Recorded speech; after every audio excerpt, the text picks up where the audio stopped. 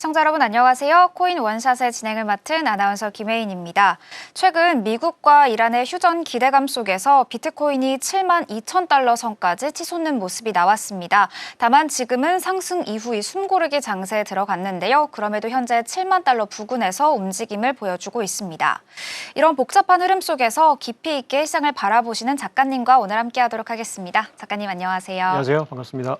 네, 제가 방금 이 오프닝에서도 말했던 것처럼 이 이란 전쟁이 계속해서 이어가고 있잖아요. 그럼 이런 이란 전쟁 속에서 에너지 패권 그리고 제조업 부분에서도 굉장히 중요한 움직임들이 나올 것 같거든요. 네네. 이러한 흐름들과 또 비트코인 시장과의 관계성들도 한번 정리해 주시면 네네. 좋을 것 같습니다.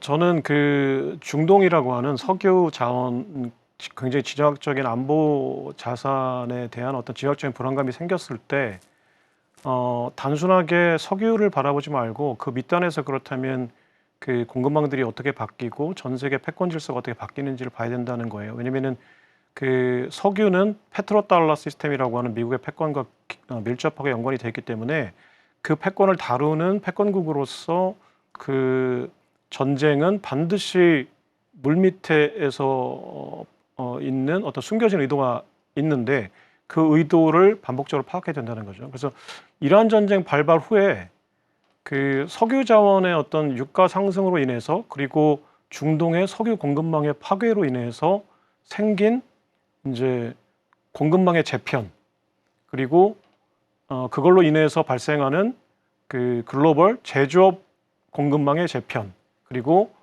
최종적으로 지금 클립토 진영에서는 그렇다면 그 채굴 시스템들의 파괴 또는 그 이전으로 인해서 생기는 미국의 비트코인 그 패권의 어떤 강화 또는 재편이 연쇄적으로 발생하고 있거든요. 그러니까 이란 전쟁으로 인해서 지금 호르무즈 해협 아직까지는 지금 항행의 자유가 완전히 지금 해소된 되찾은 상황은 아니기 때문에 그리고 이란 전쟁이 종식된다고 하더라도 이미 이란을 중심으로 중동에 있는 석유 공급망이 대부분 파괴되었고 이전 시대로 돌아가기 위해서는 상당한 시일이 걸릴 거기 때문에 당분간 유가가 글로벌 유가가 상당히 높은 수준에서 이제 유지될 거라고 하는 거는 기정사실로 봐야 되거든요. 그러면 이렇게 됐을 때 어떤 현상이 연쇄적으로 발생하냐? 일단 그 EU 유럽의 제조 강국인 독일, 프랑스, 영국, 이탈리아 등등은 공장을 다 미국으로 옮겨야 돼요. 특히 독일은. 왜냐하면 유가가 지금 60달러에서 국제 유가가 지금 2배 120달러 정도가 됐는데 그리고 그 호르무즈에서의 지정학적인 불안감 그리고 러시아 우크라이나 전쟁까지 합쳐서 봤을 때 지금 독일은 러시아의 그 천연가스 그리고 중동의 석유로 100% 제조업 공장이 가동되거든요. 근데 지금 러우 전쟁으로 러시아의 천연가스 공급망 노르드 스트림이라고 하는 천연가스 공급망은 파괴됐어요. 그래서 러시아의 지금 천연가스는 독일로 그 수입되는 양이 제로가 됐거든요. 그러면 독일은 지금 이 천연가스를 어디서부터 수입하는 거냐? 그리고 중동 호르무즈 해협을 통해서 수입되는 석유의 공급도 지금 끊기게 됐잖아요. 그럼 독일은 이 석유를 어디에서 수입해야 되는 거냐라는 거예요. 지금 이란 전쟁 이후에 또는 러우 전쟁 이후에 EU 국가 가장 대표적인 게 독일인데 독일이 미국으로부터 수입하는 미국의 천연가스 의존도가 20%에서 60%로 높아졌어요. 그리고 앞으로는 석유조차도 미국의 셰일가스를 수입해야 되는 상황이죠. 그리고 이제 그렇다면 거리가 멀어지기 때문에 운송료가 비싸지고 독일은 유가 상승으로 인해서 이제 제조업의 생산 원가가 상당히 높아지는 상황이에요. 그래서 지금 분석 보고서들이 나오고 있는데 그 보고서를 보면 대략적인 그 유가나 그 천연가스 가격의 에너지 가격의 상승으로 인해서 독일 제조업의 원가가 에너지 원가는 대략 한 500% 정도 상승할 걸로 이제 예측이 돼요. 그렇다면 지금 셰일가스나 또는 드릴 베이비드릴을 하면서 글로벌 유가에 비해서 미국 내에서의 지금 에너지 가격은 상대적으로 보조금 때문에 또는 지원 정책 때문에 굉장히 낮은 수준인데 미국과 독일을 상대적으로 비교하면 지금 독일에서의 에너지 생산 단가, 에너지 그 비용이 그 제조업에 들어가는 에너지 비용이 대략 5배 정도 높다. 그러면은 폭스바겐, 벤츠, BMW 또는 거기에 있는 뭐 지멘스 등등의 모든 그 전 세계를 대표하는 제조업들이 독일에서 공장을 운영하기 힘들다. 그러니까 실제로 지금 그 러우 전쟁 이후에 미국으로 텍사스나 이제 오거스틴으로 이제 이주하는 공장들이 굉장히 많이 늘었다. 그래서 미국은 그 트럼프는 지금 그 자기가 대통령이 됐던 지지층이 이제 제조업 일자리를 잃은 백인 중산층들이었는데 이제 제조업 일자리 공장을 미국으로 옮겨서 제조업 일자리를 되살리고 자신의 지지층인 백인 중산층의 소득 수준을 높이겠다라고 하는 그 전략에 가장 부합하는 지금 정책은 이란 전쟁이었다는 거예요. 러우 전쟁은 미국이 낸 건 아니지만 그 러우 전쟁에 특정한 스탠스로 개입했을 때 그 기준이 되는 거는 그렇다면 러우 전쟁으로 인해서 트럼프가 하려고 하는 제조업 리쇼링 그 전략이 어떻게 부합하는지를 트럼프는 지렛대로 활용하고 있다라는 거고요. 그러니까 제조업의 부흥을 지금 이란 전쟁을 지렛대로 이제 제조업의 부흥 정책이 굉장히 실현되고 있다라는 게 이란 전쟁으로 결과로 생긴 이제 중요한 변화라고 할 수 있고요. 러우 전쟁도 트럼프는 굉장히 강력한 지렛대로 활용하고 있다도 이제 결과로 해석했을 때 이제 팩트고요. 또 하나는 트럼프가 하려고 하는 게 지금 트럼프가 석유 가격을 낮추고 전기세를 낮춰서 하려고 하는 가장 중요한 목표 중에 하나가 전 세계에 흩어져 있는 채굴, 비트코인 채굴 그 채굴망을 미국으로 이전시키는 거거든요.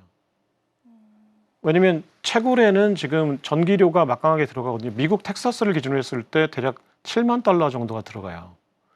근데 지금 러우 전쟁과 이란 전쟁으로 인해서 유럽이나 중동에서 채굴을 하려면 10만 달러 이상이 들어가거든요.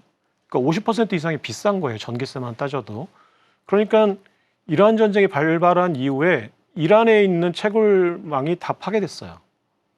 그러면은 상대적으로 미국에 있는 채굴, 이제 해시레이트라고 하는데 그러면은 내가 그 비트코인을 채굴하는 데 들어가는 그 전기 에너지의 비중, 컴퓨터망의 비중이 이제 해시레이트라는 건데 이 해시레이트를 50% 이상 점유하는 국가가 비트코인 네트워크를 사실상 이제 점유하게 돼요.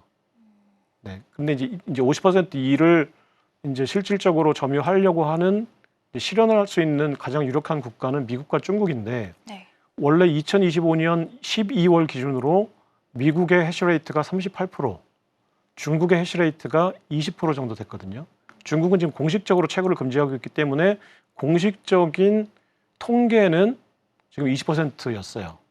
근데 이란 전쟁 이후에 4월 그 지금 7일 기준으로 이제 해시레이트를 제가 확인해 보니까 미국이 60%, 중국이 15%, 이란은 7%에서 2%, 지금 유럽은 거의 이제 0%예요. 그러니까 비트코인을 채굴할 수 있는 공급망의 점유율이 미국이 이란 전쟁을 기점으로 50% 과반수를 넘어섰다. 이 이야기는 미국이 비트코인 공급망을 실질적으로 이제 전 세계 1위의 점유율을 기록하고 있다. 이게 이제 비트코인을 컨트롤할 수 있는 수준까지 미국이 이용할 거냐? 그건 아직은 모르겠지만 어쨌거나 비트코인의 그 점유율은 지금 미국이 이제 과반수를 넘어선 상황이다라는 거예요. 그거의 가장 강력한 기점이 이제 이란 전쟁으로 인해서 유럽의 에너지 가격이 높아지고 또 유럽의 그 비트코인 채굴에 들어가는 하드웨어가 실질적으로 파괴됐기 때문이에요. 네.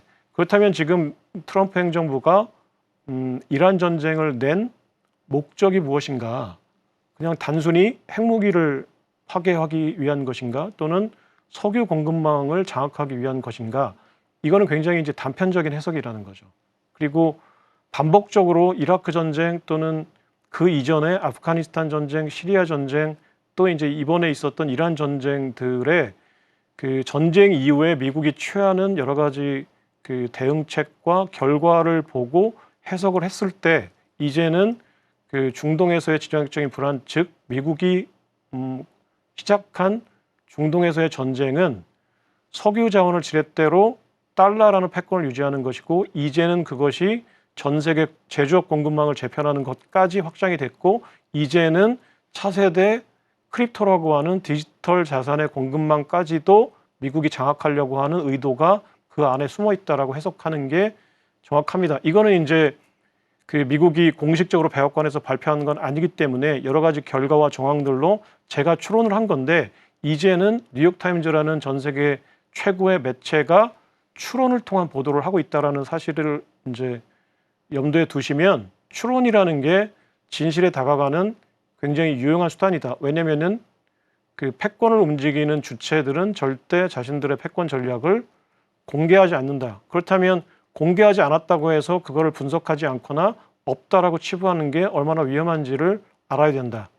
그렇기 때문에 뉴욕타임즈도 자신들의 의도에 맞게 어떤 그 사실을 전달하기 위해서 추론이라는 형식을 지금 쓰고 있다라는 거죠. 그래서 이 분석들은 지금 물밑에서 여러 가지 지식인들이나 전략가들은 분석을 하고 있는 상황인데 그것들이 커뮤니티 내에서 사적으로 유통되는 게 아니라 이제는 그 레거시 미디어들을 통해서도 레거시 미디어들도 팩트가 아닌 거를 추론해서 보도하는 게 리스크가 있죠. 나중에 가서 책임 소재가 발생했을 때 본인들이 책임을 져야 되니까. 하지만 그렇기 때문에 진실에 다가가지 않는 그 비겁함보다는 좀 위험하더라도 진실에 좀 더 다가가려고 하는 어떤 용기가 좀 필요한 상황입니다. 뉴욕타임즈를 한번 보시면 그러니까 뉴욕타임즈가 하기 전에 누구도 그거 안 하려고 했을 거예요. 근데 뉴욕타임즈가 하니까 이제 따라갈 수 있는 어떤 용기나 유인이 생겼겠죠. 한번 자세히 이번 뉴욕타임즈의 그 애덤백 보도를 한번 면밀히 미디어들과 지금 인플루언서들과 그 지정학적인 분석가들을 한번 면밀히 보셔야 돼요. 왜 뉴욕타임즈가 지금 하필 이 시점에 그런 보도를 했는지를. 그런 식으로 연장을 해서 좀 해석을 해보시면 굉장히 유의미한 지금 사건들이 벌어지고 있다라는 겁니다. 네, 작가님께서는 이번 전쟁으로 인해서 만약 유가가 다시금 더 상승을 하게 된다고 하면 이 유럽의 제조업들이 미국 시장으로 건너갈 수 있을 것이다라고 언급을 해주시면서 이 에너지 패권에 대한 재정의도 함께 해주셨습니다. 그렇다면 이 트럼프 행정부가 비트코인을 달러의 대체제가 아니라 이 달러 패권을 지키기 위한 이 호위무사처럼 생각을 하고 있다라고 생각을 하면 좀 좋을까요? 네, 그러니까 사토시 나카모토가 비트코인을 그 제네시스 블록이라는 걸 처음 이제 그러니까 첫 번째 발행한 화폐예요. 네. 그러니까 쉽게 얘기하면 첫 번째 발행한 비트코인이라는 화폐에 그 쉽게 얘기하면 달러를 첫 번째 발행한 따끈따끈한 신상 달러를 내가 받았는데 거기에 뭐라고 써 있었냐면은 왜 정부가 그 이런 금융위기 때 그 대형 은행들을 구제하냐. 세금을 낸 국민들은 파산하고 있는데 그게 불만이어서 비트코인을 만든 거거든요. 네. 이거는 정부에 대한 강력한 불신을 표시한 반체제적인 화폐예요. 근데 가장 강력한 체제라고 할 수 있는 미국의 행정부가 비트코인을 왜 자신들의 달러 패권과 심지어는 디지털 사이버 안보를 지키기 위한 자산으로 채택을 하는 거냐라는 거죠. 그동안 그렇게 무시하고 핍박하다가 그러니까 이거는 그 컴퓨터 알고리즘으로 된 파괴할 수 없는 타점이 없는 노드가 분산된 자산이기 때문에 없앨 수는 없다. 그러니까 이게 로마 황실이 당시에 기독교를 핍박하다가 결국은 체제 안정의 수단으로 받아들인 그 4세기 때 로마 황실이 기독교를 인정할 수밖에 없었던 그 상황하고 미국의 지금 패권 행정부가 비트코인이라는 민간 그 탈중앙화된 화폐를 핍박하다가 체제 안정의 수단으로 받아들인 이유하고 똑같아요. 왜냐하면 기독교라는 그 민간의 어떤 종교가 그 지금 굉장히 핍박받고 어려운 민중들의 마음을 달래주는데 굉장히 유용했거든요. 그거를 체제 안정의 수단으로 활용한 거예요. 로마 황실이. 근데 지금 미국의 행정부가 달러라는 어떤 그 패권이 이제 그 40조 달러에 달하는 어떤 부채 문제 때문에 계속 패권이 하락하고 있으니까 그렇기 때문에 민중이 채택하고 자생적으로 성장하고 있는 비트코인이라는 자산을 내가 달러를 대체하겠다는 게 아니라 달러의 그 부채 시스템을 이자를 갚을 수 있는 어떤 자산으로 바라보기 시작했다는 거예요. 네, 그래서 이거는 패권을 지키기 위한 수단이지 절대 비트코인은 미국의 패권 행정부가 바라보는 비트코인에 대한 관점은 절대 그 자신들의 체제를 바꾸는 주인공이 아니라 달러라는 주인공을 뒤에서 받쳐주는 조연으로 채택을 한 거예요. 그러니까 비트코인은 앞으로 그러니까 어떤 기축 통화가 되는 어떤 주인공의 통화가 될 가능성보다는 달러라는 주인공을 뒤에서 받쳐주는 이제 유해진 같은 조연 역할을 할 가능성이 상당히 높아요. 네, 근데 그 조연 역할을 하면서 비트코인이 어떻게 성장할 거냐, 이제 그 정도에서 이제 예측을 하고 비트코인을 활용하는 게 현실적이라고 생각합니다. 그게 좋고 나쁘고를 떠나서. 네, 작가님께서는 이 비트코인은 이 달러라는 주인공을 받쳐주는 조연이다라고 생각을 하면 좀 좋겠다라고 말씀을 해주셨습니다. 아까도 언급을 한번 해주셨지만 중국은 사실 공식적으로 이 비축을 하지 않는다라고 말을 했었잖아요. 그런데 이 러시아도 중국도 좀 비트코인을 가지고 있는 것이다라고 우리는 추측을 할 수 있거든요. 그렇다면 이 비트코인을 가지고서 이제 지정학적인 패권이 또 일어날 수 있을 것이다라고 보는 시간도 굉장히 많은 것 같거든요. 그렇다면 우리나라는 또 어떤 포지션을 취하고 있어야 될지 굉장히 많은 분들이 궁금해하실 것 같아요. 어떻게 포지션을 좀 취해야 될까요? 그러니까 그 지금 지정학적인 어떤 비축 경쟁이 벌어질 경우에는 하루라도 빨리 사는 게 비용을 줄이면서 살 수 있는 거거든요. 근데 아예 안 사는 전략이 미래에도 유용하다고 하면 안 사면 돼요, 아예. 근데 아예 안 사면 되잖아요. 세금 안 쓰고 네. 안 사고도 우리가 어떤 그 기축통화 달러 시스템 속에서 비트코인이라는 자산이 없이도, 금이라는 자산이 없이도 우리가 대한민국이라는 어떤 통화 주권과 그리고 어떤 그 대한민국이라는 어떤 그 이익에 부합하는지를 판단해서 비트코인과 금을 지금보다 더 이상 보유하지 않고도 우리가 대한민국의 이익을 수호하거나 증가시킬 수 있다고 판단한다면 안 사면 됩니다. 근데 그게 불가능하다는 얘기예요. 지금 왜냐면은 미국, 중국, 그 러시아, 유럽, 일본 등등의 그 우리를 둘러싼 열강들이 비트코인 비축 전쟁을 불가피하다고 판단하고 있어요. 1차적으로 지금 미국이라는 패권 국가가 가장 강력한 안보 브레인들을 가지고 있는, 가장 강력한 경제 브레인들을 가지고 있는, 가장 강력한 패권 전략을 가지고 있는 미국이라는 행정부가 비트코인을 사이버 안보 자산으로 세팅을 지금 했어요. 그리고 그 자신들이 비트코인을 비축하는 이유가 내시 게임 이론에 따라서 비축 경쟁이 불가피하다고 판단했기 때문이에요. 이거는 제가 누누이 얘기하지만 수학이자 물리학이기 때문에 다른 해답이란 없어요. 그러니까 다른 해답이 있다, 차선책이 있다라고 하면 안 하면 돼요. 우리가 다른 전략을 취하면 됩니다. 근데 우리에게 다른 전략을 취할 수 있는 옵션이 없어요. 그냥 본질적으로 대한민국의 미래 이익과 그리고 우리 자손들의 어떤 안위와 신변의 안정과 이런 것들을 생각했을 때는 누군가는 책임지고 이 일을 좀 끌고 나가야 되는 상황이에요. 근데 제가 지금 여러분들 이제 그런 것들을 할 수 있는 여러분들을 이렇게 만나 보면 일단 기본적으로는 그건 이제 들어보면 이해는 하는데 굳이 내가 그거를 책임질 수 있는 어떤 역할을 하는 거를 일단 겁내하고 꺼려한다. 왜냐면 정치는 굳이 그럴 필요가 없거든요. 그거는 제가 볼 때는 시스템적인 문제이기 때문에 그분들이 뭐 나쁘다, 뭐 그분들이 아니다. 아니면 또 제 생각이 틀릴 수도 있는 거고 그분들의 판단은 다를 수도 있는 건데 만약에 제 생각이 맞고 미국의 패권 전략이 다른 전략으로 180도 선회되지 않는다는 전제에서 보면은 분명히 나중에 차기 정권이나 또는 현 정권 하에서도 이거 우리가 지금 따져보니 비트코인 10만 개 정도는 비축해야 될 것 같습니다. 라고 하면서 세금을 내라고 할 거예요, 분명히. 네. 그때 가서 만약에 세금 내라고 하면 저는 이민 갈 겁니다. 네. 근데 지금은 제 세금으로 비트코인을 비축하는 거에 대해서 찬성합니다. 왜냐면 우리의 미래나 우리 자손들의 미래에 그게 더 유용합니다. 그런데 나중에 가서 어떤 안일함 또는 실수, 판단 착오로 나한테 세금을 더 내라고 한다? 저는 그런 정부에 세금을 더 낼 생각이 1도 없어요. 그러니까 한 번쯤 더 귀담아 보시고 좀 더 진중하게 한 번쯤 생각을 해보셨으면 좋겠다. 지금 현재 그런 일들을 결정하고 추진할 수 있는 분들이 제가 그 일개 필부가 이런 얘기를 하는 것도 우습게 생각하실 수도 있지만 이런 얘기를 누군가 아무도 하지 않는다면 저 같은 사람들의 이야기도 한번 좀 들어보고 쌀 때 사면 좋잖아요.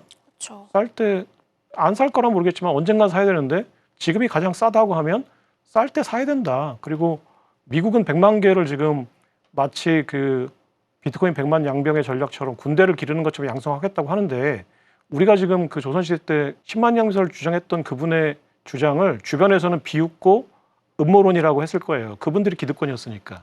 그 국민들의 세금을 내가 그 군대 키우는데 써야 되느냐, 딴 데 쓸 때 많은데 자신들이 쓰고 싶은 게 많은데 반대했잖아요. 그래서 어떻게 됐어요? 전쟁 났잖아요. 네. 그럼 나중에 가서 엄청난 비용을 들였잖아요.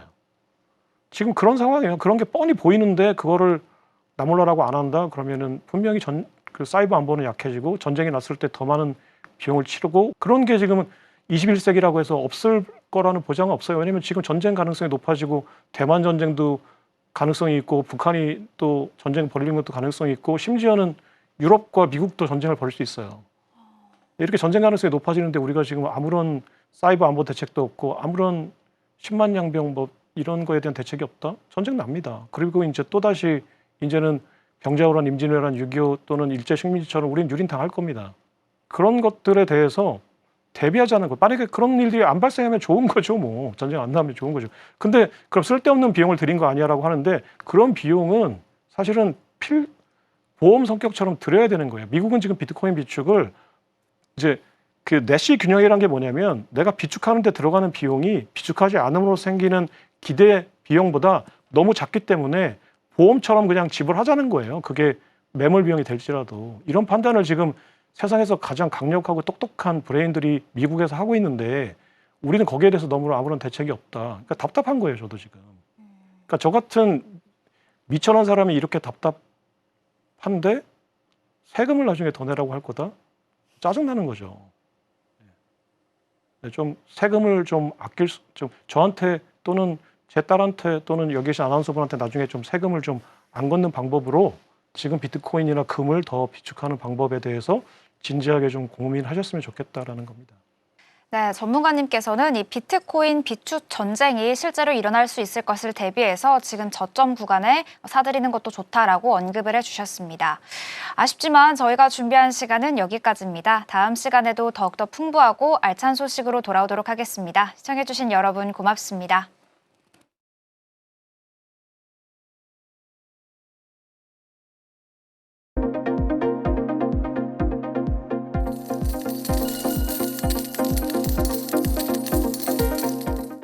크립토 시그널의 김혜인입니다. 오늘 시장 흐름과 이슈 살펴보도록 하겠습니다. 오늘 비트코인과 이더리움, 리플 모두 다 상승하는 모습 보여주고 있고요. 특히나 리플 같은 경우에는 0.26% 상승세 보여주고 있습니다. 그렇다면 최근 비트코인과 관련된 이슈 어떤 게 있는지 한번 살펴보도록 하겠습니다. 이 중동 전쟁이 끝날 경우 비트코인의 강력한 상승 요인이 될 수 있다라는 분석이 나왔습니다. 이 LS증권은 보고서를 통해서 이란과의 종전이 현실화가 될 경우엔 이 금리 하락과 유동성 확대가 동시에 나타나면서 가상자산 시장에 긍정적인 영향을 줄 것으로 전망했습니다. 실제로 최근 시장에서도 이 같은 흐름의 일부 확인이 됐습니다. 미국과 이란 간의 종전 기대감이 확산이 되면서 비트코인은 현재 7만 8천 달러 선에서 근접을 했고요. 빠른 상승세를 보였습니다. 이후 호르무즈 해협 재봉쇄 소식으로는 일부 상승분이 반납이 됐지만 협상 재개 가능성이 제기가 되면서 가격의 하단은 비교적 안정적인 흐름을 유지하고 있습니다. 시장에서는 현재 종전 가능성에도 점차 무게를 싣는 분위기인데요. 미국 의회의 전쟁 승인 기간 제한, 그리고 중간 선거 일정, 그리고 고유가로 인한 경기 부담 등이 협상 국면 전환 가능성을 높이고 있기 때문입니다.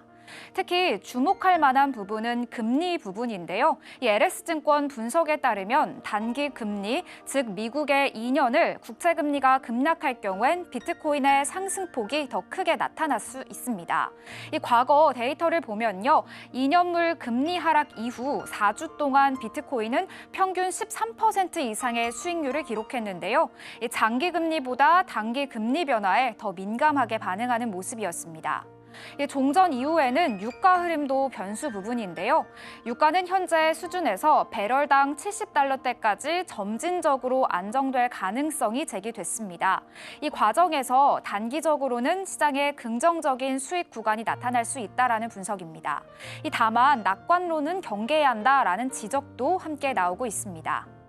결국 이번 흐름은 전쟁과 금리 그리고 유동성이 맞물린 구조 속에서 비트코인의 방향성이 결정되는 구간이다라고 볼 수 있겠습니다. 이어서 이더리움과 관련된 소식도 체크해 보도록 할게요. 이더리움의 창립자가 현재 레이어 2 시장에 대해서 강한 경고 메시지를 내놨습니다. 단순한 복제형 네트워크는 의미가 없다라는 건데요. 이더리움의 창립자는 최근 홍콩 웹3 페스티벌에서 이더리움 메인넷을 그대로 복제한 뒤 처리량만 늘리는 방식의 레이어 2는 탈중앙화를 훼손할 수 있다라고 지적을 했습니다. 특히 목적과 기능이 불분명한 네트워크가 무분별하게 늘어나고 있다는 문제의 핵심을 짚은 건데요. 대신 그는 진짜 가치 있는 레이어 2는 명확한 사용 목적에서 출발해야 한다라고 강조하기도 했습니다. 예를 들어 이더리움 네임 서비스 그리고 개인정보 보호처럼 구체적인 기능을 중심으로 설계돼야 하고 또 핵심 보안은 메인넷에 두고 일부 기능만 외부에서 처리해야 하는 구조가 필요하다라는 설명도 덧붙였습니다. 또 향후 이더리움의 기술적인 방향도 제시를 했는데요.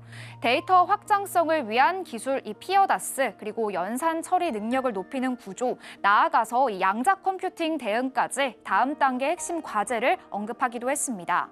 이러한 발언들은 단순한 기술 논의를 넘어서 현재 시장에 대한 명확한 기준을 제시한 것으로 해석이 되는데요. 겉으로는 이더리움의 호환을 내세우고는 있지만 이 실질적인 차별성이 없는 프로젝트에 대해서는 생존이 어려워질 수 있다라는 신호로서 시장은 해석하고 있습니다. 실제로 이러한 기조는 이미 생태계 변화로도 이어지고 있는데요. 이더리움의 네임 서비스 개발팀이 기존에 계획했던 레이어 2 출시를 철회했고요. 메인넷 중심 전략으로 방향을 수정하고 있습니다. 이어서 리플과 관련된 소식도 보겠습니다. 리플이 양자 컴퓨터 위협에 대응하기 위한 보안 강화 계획을 공식 발표했습니다. 핵심은 오는 2028년까지 자사의 블록체인인 XRP 레저를 양자 대응 상태로 전환하겠다라는 전략입니다. 리플은 이번 발표에서 양자 컴퓨터 위험이 더 이상 이론적인 단계가 아니다라고 강조를 했는데요. 당장에는 자산이 위험한 상황은 아니지만 장기적으로는 반드시 대비해야 할 현실적인 리스크라는 설명입니다. 특히 주목할 만한 개념은 먼저 확보하고 나중에 해독한다라는 공격적인 방식인데요. 지금은 해독이 불가능한 암호 데이터라도 미래의 양자 컴퓨터 기술이 발전을 하게 된다라고 했었을 때 과거 데이터를 풀어 자산을 탈취할 수 있다라는 겁니다. 이 때문에 지금부터 선제적인 대응이 필요하다라는 입장입니다. 리플은 이를 위한 네트워크 보안 구조 전환을 점검하고 있고요. 장기적인 양자 대응 전략을 구축할 계획입니다. 특히 키 로테이션 기능도 강점으로 강조했는데요. 사용자가 기존 계정을 유지한 채 이 암호키만 교체할 수 있는 구조로서 이 양자 컴퓨터로 기존 암호 체계가 약화되더라도 이 자산을 안전하게 보호할 수 있다라는 설명입니다. 향후 기관 투자자들도 이 같은 보안을 기준으로서 또 중요한 선택 요소로 고려할 가능성도 있다라고 마지막으로 언급해줬습니다. 이어서 뉴스메타 차트를 활용해서 오늘 시장도 한번 확인해 보겠습니다. 먼저 키보토탈 라인 차트를 한번 보겠습니다. 시장 전반적인 흐름 살펴볼 텐데요. 현재 바이낸스에 상장된 약 370여 개 코인 가운데 현재 시그널이 132개에 들어와 있고요. RSI가 203개에서 상승 시그널 보내주고 있습니다.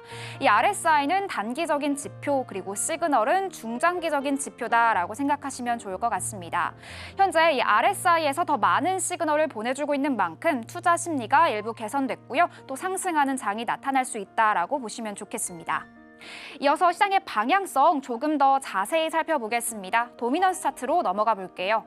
현재 시가총액을 기준으로 비트코인 같은 경우에는 59.63%를 차지하고 있고요. 테더 같은 경우에는 7.35% 차지하고 있습니다.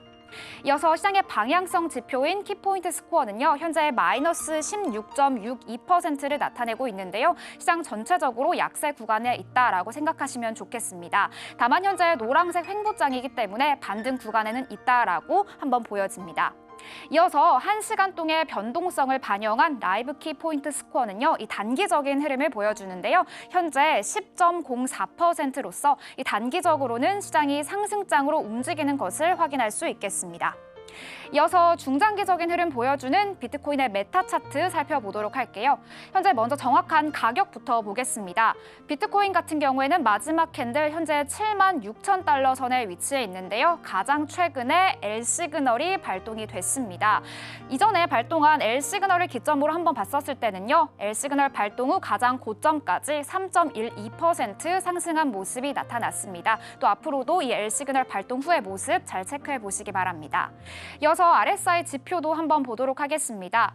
현재 RSI 지표 같은 경우에는 59점을 나타내고 있는데요. 이 50점을 기준으로 그 이상은 매수, 이하는 매도 심리가 들어왔다라고 생각하시면 좋겠습니다. 현재 59점이기 때문에 일부 매수 심리 들어왔다라고 해석하시면 좋겠습니다. 이어서 가격의 지지 저항선도 한번 살펴보도록 하겠습니다.